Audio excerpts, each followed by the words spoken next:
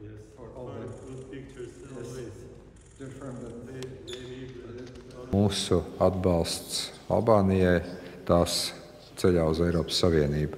Albānija ir Eiropas Savienības kandidātu valsts, un mēs runājam gan par paveikto reformās, mēs runājam arī par to, ka tās kandidātu valstis, vai tās būtu kandidātu valsts Rietumbalkānos, vai tādas valstis kā Ukraina, Moldova vai Gruzija, ja šīs valstis izpild noteiktos kritērijus, veids reformas.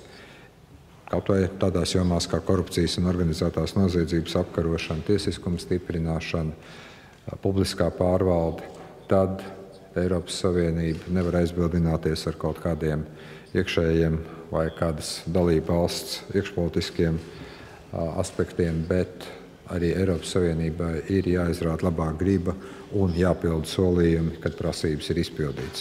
Un mēs redzam, ka Albānija ļoti daudz prasības ir izpildījusi, tādēļ mēs stingri atbalstam tālāku Albānijas ceļu Eiropas Savienībā, sarunu nodaļu slēgšanu un, protams, arī nepieciešamo progresu. Un mēs no savas puses esam gatavi arī dalīties ar Latvijas pieredzi Eiropas Savienības integrācijas procesā.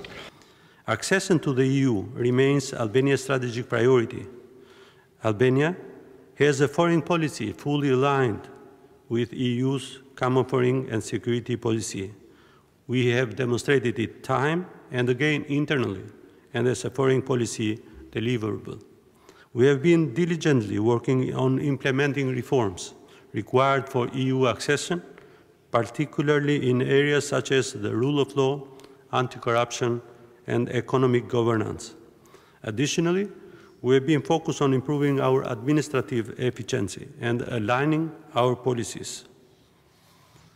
Albania is dedicated to maintain the momentum of our reform efforts and ensuring we continue to meet the high standards required for membership.